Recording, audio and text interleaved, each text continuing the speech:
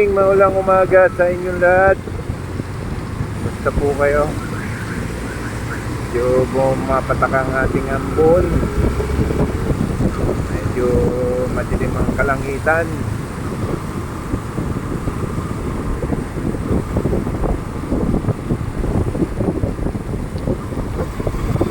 Subscriber, viewers, good morning sa inyo. Mga hindi pa po nakakapag-subscribe sa aking channel at nakakapanood ng aking video, pa-subscribe naman po.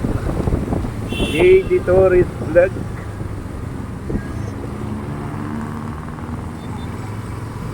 So, kahapon pumunta ako ng Quiapo. Medyo makulimlim na rin kahapon sa aming mga dinadaanan. So ngayon madilim na talaga, umuulan na. May pag-ulan na rin kahapon pero hindi ganito. Parang magdamag ito eh. Magdamag na ganito kung tawagin sa probinsya. Unang mayaman, hindi na uubusan.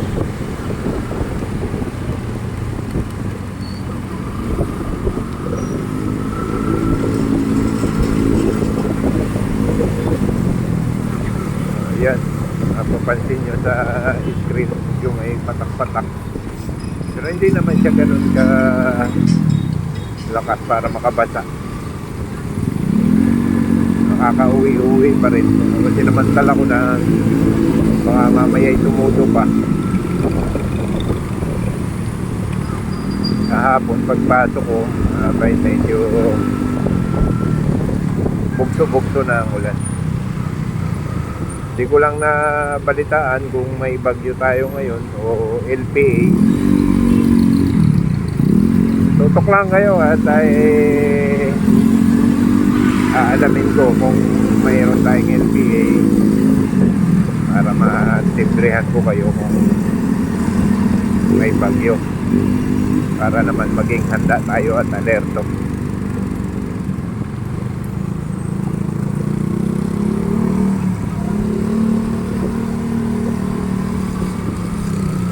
Sa ngayon, uwi muna tayo. Magpahinga. At maantok na ang buhay. Ilang araw na ring puyat. Pahinga muna tayo.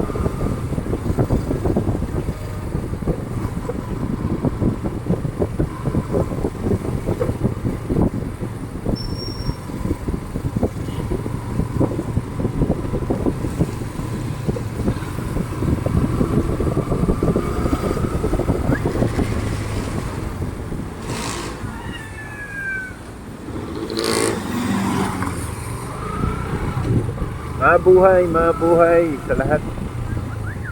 So ilang araw na lang, 22, dalawang araw na lang Christmas na. Again, Merry Christmas po ulit, advance. Yung iba ba nakapagsimba na ng timbang gabi? Ako wala kahit isa dahil panggabi ako sa aking trabaho. Kahit hindi naman ako nagsisimba, tumatawag naman tayo ng dalangin at hihingi tayo ng mga kapatawaran kung tayo may nagagawang mali.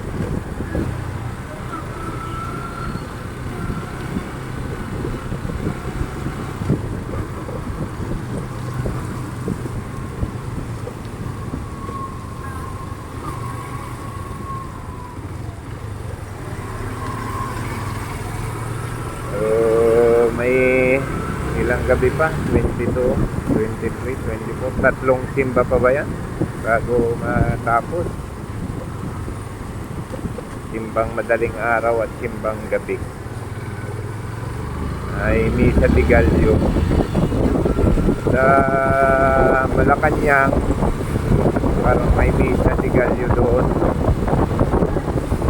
Kita ko doon sa video ni Black MPH, ang aking kaibigan na vlogger din. Shoutout doon sa aking master na yun, yan ang nagturo sa akin kung paano. Nakakaingit lang kasi siya nakakapag-live sa Malacanang ngayon pag may mga event doon.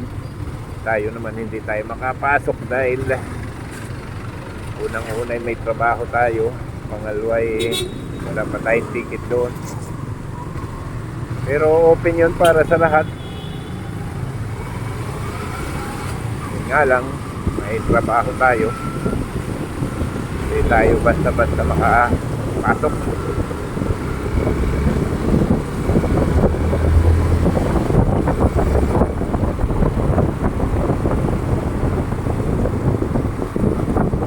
Siguro kung matatiming na wala akong pasok at pumunta siya ng Malacanang, yan baka sakaling makasama tayo, makapag-live din doon. And buhay ko hindi pa ako nakakarating ng Malacanang, pa ako nakakapasok. Sino bang nakapasok na sa inyo mga master? Comment nyo nga dyan kung nakapasok na kayo. Ako wala talaga, hindi pa ako nakakapunta ron. Hindi ko pa na dadaanan yata yun sa pag motorsiklo ko.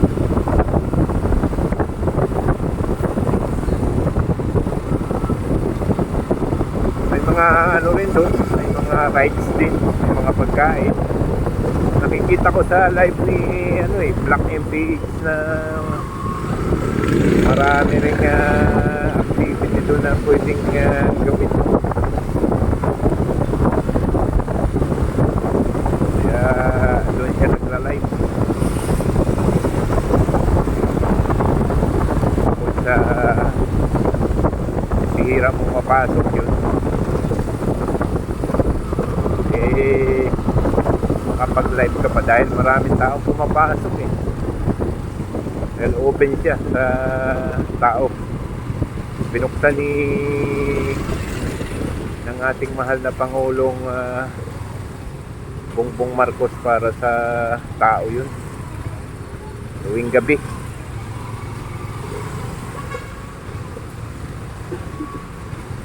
Kaya maswerte yung mga nakakapasok ron, yung mga vlogger na nakakapag-live, napakaswerte nila. Ako sana pagdating ng araw makapag-live din ako doon. Siguro maganda. Ewan ko lang kung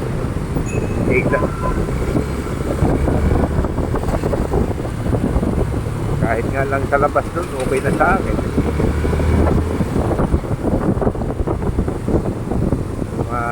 Videohan ko lang.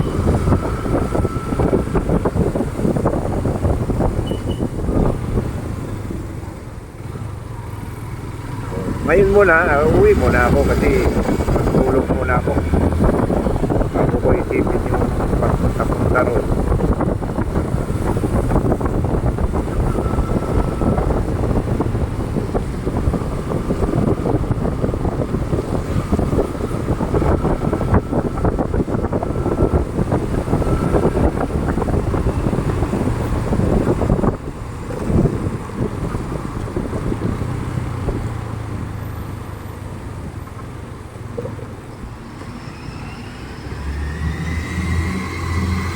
Malapit na tayo, pero ganun pa rin ang ambon, tuloy pa rin.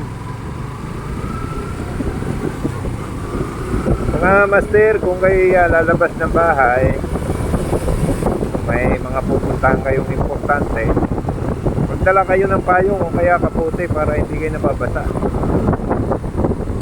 Yan ang mga gandang panangga sa ulan para hindi kayo maabala sa paglakad.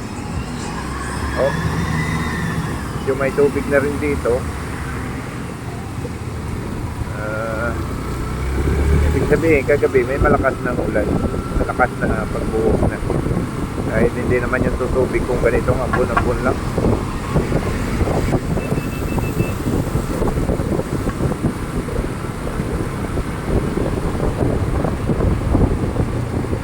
Magdala rin kayo ng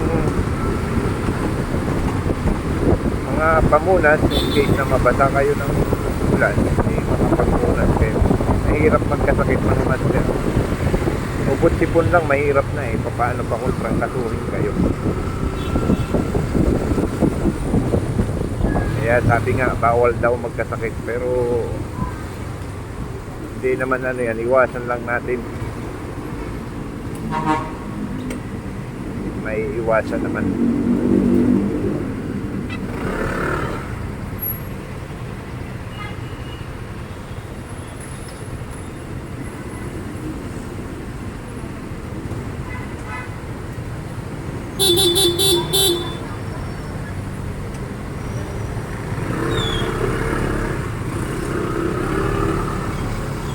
Ay,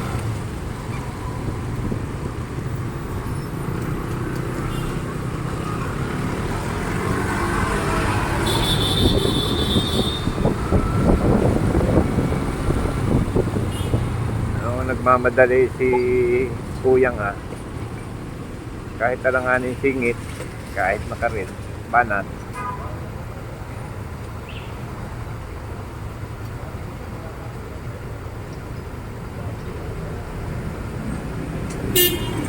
Ako, binabanatan ko yung red na yan pag walang pasok yung mga estudyante. Kasi para sa mga estudyante lang naman yan kaya ginawa yun. Dahil wala namang haharanging kalsada dyan. Pag walang estudyante, pero pag ganit mo umaga, siyempre, ay sa bagay, pasukan pala, bakasyon. Kaya siguro si Kuya, banat ng banat, alam niyang bakasyon. Updated pala si Kuya, sorry naman. So ito na naman, nandito na naman sa lugar na hindi naman sana magta-traffic kung hindi sa mga nakaparking sa gilid. Ayan. Tingnan nyo yan, dami ng sasakyan na nakaparking sa gilid na magkabila pa. Paano hindi tra-traffic yan?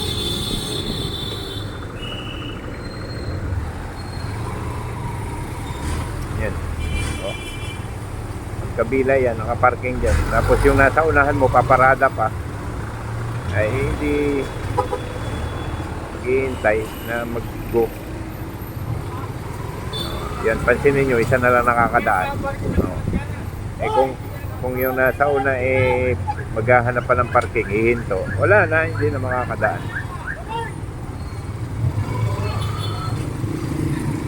Iwan ko kung anong meron na namang event dito sa Rizal Stadium na to, kung anong meron.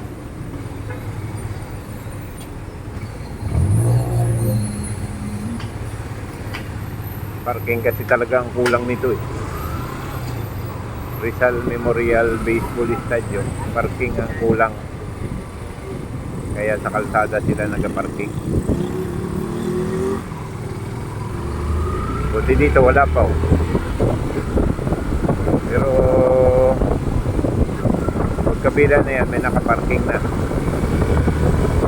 Maluwag lang talaga dito dahil dalawa pa yung pwede tumaan.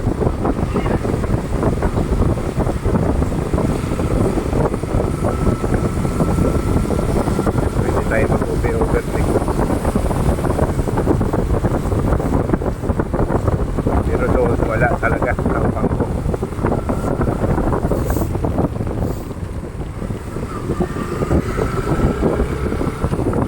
Tao So muli mga master, nagpapasalamat ako sa inyong panonood.